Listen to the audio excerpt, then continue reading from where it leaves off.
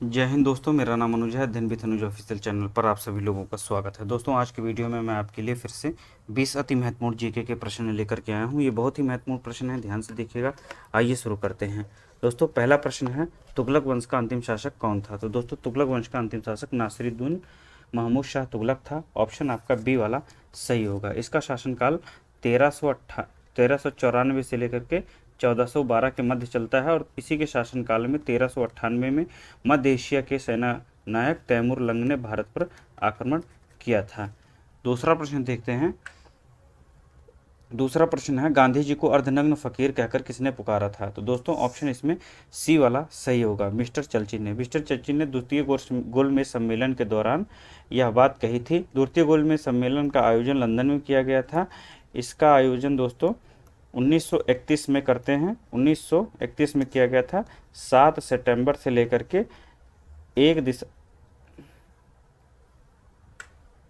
1931 में 7 सितंबर से लेकर के 1 दिसंबर तक इसका आयोजन किया जाता है और भारत की तरफ से एकमात्र गांधी जी इस सम्मेलन में भाग लेते हैं और यहीं पर जो है मिस्टर चर्चिल द्वारा महात्मा गांधी को अर्धनग्न फकीर कहकर के पुकारा जाता है।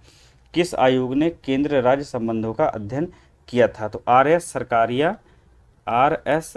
सरकारिया की अध्यक्षता में गठित सरकारिया आयोग, जो कि ऑप्शन आपका सी वाला सही होगा, इसका गठन 1983 में किया जाता है और इसे केंद्र राज्य संबंधों का बारीकी से परीक्षण करने को कहा जाता है। यह अपनी रिपोर्ट 1987 में सरकार को सौंपती है और अनेक प्रकार की संस्तुतियां करती है। नेक्स्ट क्वेश्चन, संघ सरकार की कार्यपालिका शक्ति का वास्तविक उपयोग कौन करता है? दोस्तों, जैसा कि आप लोग जानते हैं, भारतीय संविधान का अनुच्छेद 53 कहता है कि संघ की कार्यपालिका की शक्ति राष्ट्रपति में निहित होगी और इसका प्रयोग वह स्वयं या अधीनस्थ अधिकारियों द्वारा करेगा। तो टेक्निकली अगर देखा जाए तो जो है यह मंत्रिमंडल होगा, लेकिन ऑप्शन में यदि मंत्रिमंडल नहीं सही है तो राष्ट्रपति ही आपको लगाना होगा। वह स्वयं करें या कोई जो है उनके द्वारा जो है नियुक्त किया गया कोई अधीनस्थ अधिकारी करे। किस राज्य में सबसे पहले पंचायत राज प्रणाली लागू की गई थी? तो 2 अक्टूबर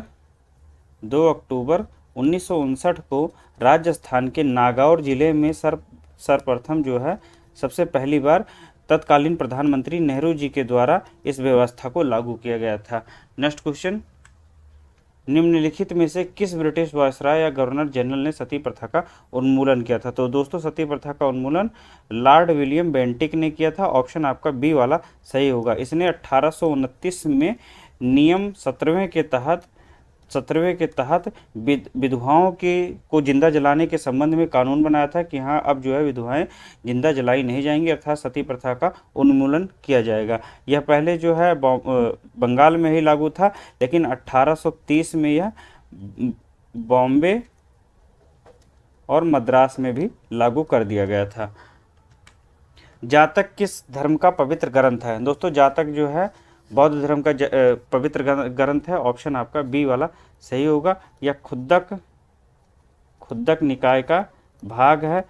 ऐसा माना जाता है कि गौतम बुद्ध ने जो है इसके अनुसार जातक कथाओं के अनुसार गौतम बुद्ध ने 550 से अधिक बार जो है जन्म लिया था। जब तक वो महात्मा बुद्ध नहीं बने थे उसके पहले वो 550 बार से अधिक जन्म ले चुके थे। जातक ग्रंथों में बुद्ध भगवान के कई पूर्व जन्मों का उल्लेख किया गया है।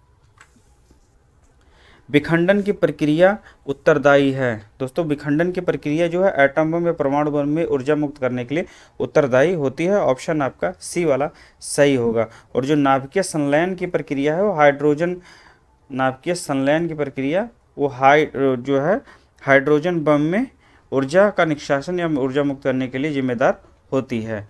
विखंडन की प्रक्रिया एटम बम में ऊर्जा मुक्त करने के लिए जिम्मेदार है। निम्नलिखित में से कौन सा पदार्थ पौधों के लिए सूक्ष्म पोषक के रूप में कार्य करता है? पौधे के सूक्ष्म तत्व वह होते हैं जो पौधों को बहुत कम आवश्यकता में आवश्यक होते हैं। कहने का मतलब जिनकी पौधों को बहुत कम आवश्यकता होती है उन्हें हम लोग सूक्ष्म पोषक तत्वों के अंतर्गत रखते हैं। तो पौधे के जो सूक्ष्म पोषक तत्व हैं उनमें आपका आता है boron, manganese, zinc, copper, chlorine आदि। और इनके जो दीर्घ पोषक तत्व हैं, दीर्घ पोषक तत्व उसमें जो है नाइट्रोजन है दोस्तों, नाइट्रोजन, ऑक्सीजन और कार्बन। एक बार फिर से मैं बता दे रहा हूँ, पौधों के सूक्ष्म तत्व वे तत्व होते हैं जिनकी जो है पौधों को बहुत कम आवश्यकता होती है, जैसे बोरोन है, मैग्नीज है, जिंक है, कॉपर है और क्लोरीन है। और इस तरह से ऑप्शन आपका डी वाला सही होगा। दीर्घ पोषक तत्वों में नाइट्रोजन, ऑक्सीजन और कार्बन आते हैं। 10वां प्रश्न है, फोल्केटिंग कहाँ की संसद है? फोल्केटिंग कहाँ की जो है पार्लियामेंट है? तो दोस्तों ये डेनमार्क की पार्लियामेंट है फोल्केटिंग। ऑप्शन आपका बी वाला सही होगा। इटली की जो पार्लियामेंट है दोस्तों उसे कहते हैं पार्लियामेंटो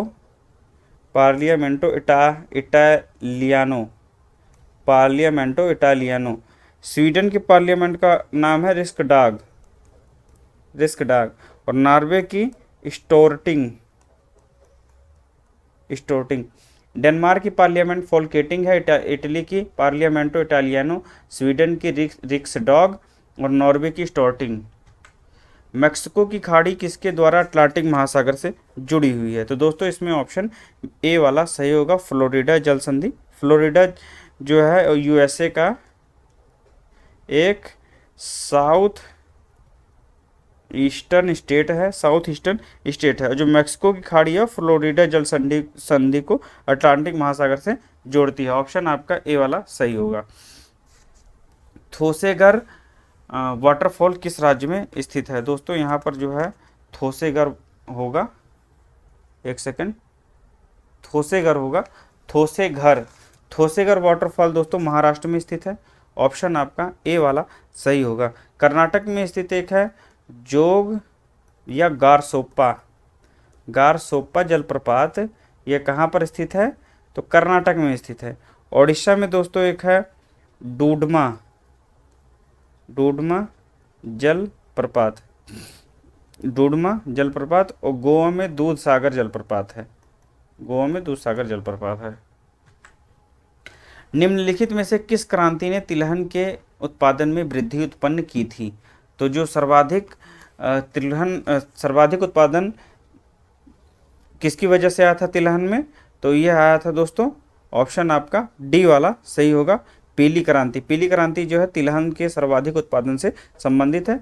हरित क्रांति में जो है खाद्यान्न उत्पादन की बढ़ोतरी हुई थी। श्वेत क्रांति में दुग्ध उत्पादन में क्रांति आई थी, दूध के उत्पादन में बहुत उछाल आया था।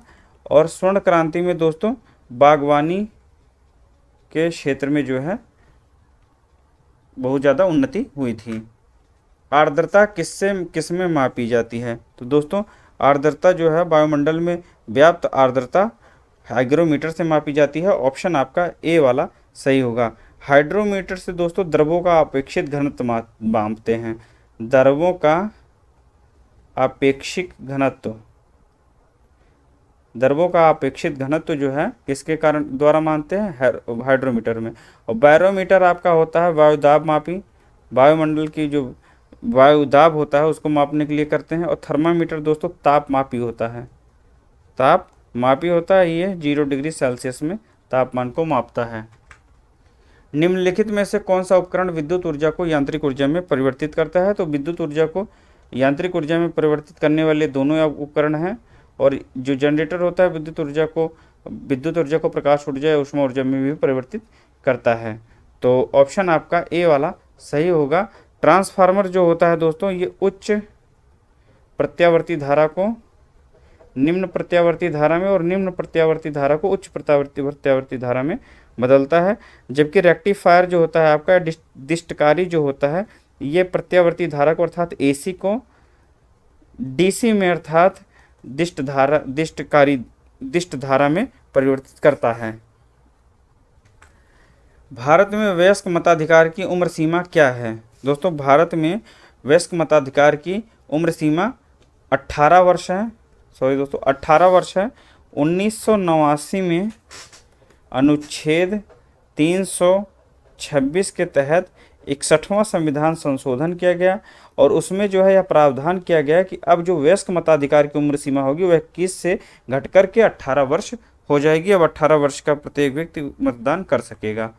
फायर टेम्पल किस धर्म के लोगों का पूजा स्थल है? तो दोस्तों पारसी लोगों का पूजा स्थल जो है फायर टेम्पल होता है, या जिसे अग्निगृह, हिंदी में अग्निगृह या अग्निघर कहा जाता है। ये लोग जो है अग्नि को बहुत ही पवित्र मानते हैं, इसलिए इनके घरों में अग्नि प्रज्वलित होती रहती है। नेक्स्ट क्वेश्चन पर आते हैं। अमीर खुसरो का जन्म कहाँ पर हुआ था? तो दोस्तों अमीर खुसरो का जन्म आप लोगों को जैसा कि पता होगा कि एटा में हुआ था, लेकिन यदि एटा और कासगंज दोनों साथ में दिया हो तो ऑप्शन जो है आपको बी वाला लगाना है। एटा में कहाँ पर कासगंज या पटियाली नामक कस्बा था, कासगंज या पटियाली नामक कस्बे में हुआ था। यह 1253 का समय था जब इसका जन्म गंगा के किनारे हुआ था। दोस्तों अमीर खुसरो को हिंदी खड़ी बोली और तबला वाद्य यंत्र का जनक माना जाता है। तबला वाद्य यंत्र का जनक माना जाता है। इसे जो है तूतीय हिंद भी कहा जाता है, इन्हें तूतीय हिंद भी कहा जाता है। नेक्स्ट क्वेश्चन पर आते हैं। भारत का अंतरिक्ष में स्थापित पहला उपग्रह कौन था? तो भारत ने 19 अप्रैल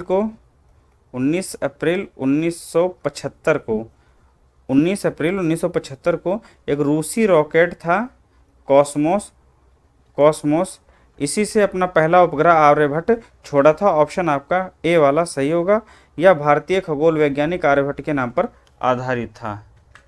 निम्नलिखित में से कौन सा एक इनपुट यंत्र है? दोस्तों इनमें से जो इनपुट यंत्र है एक जॉयस्टिक है, और ये जो है एक प्रकार की ट्रैक बॉल होती है, ट्रैक बॉल की तरह कार्य करती है। इसकी जो बॉल है वो एक छड़ी के साथ लगी होती है, जिसके माध्यम से इसको घुमाया जा सकता है। इसका उपयोग जो है वीडियो गेम खेलने वगैरह में करते हैं। तो दोस्तों ये थे आज के 20 क्वेश्चंस। आई होप ये आपके लिए उपयोगी साबित होंगे। आप लोग इनको जो है एक बार और देख लीजिएगा।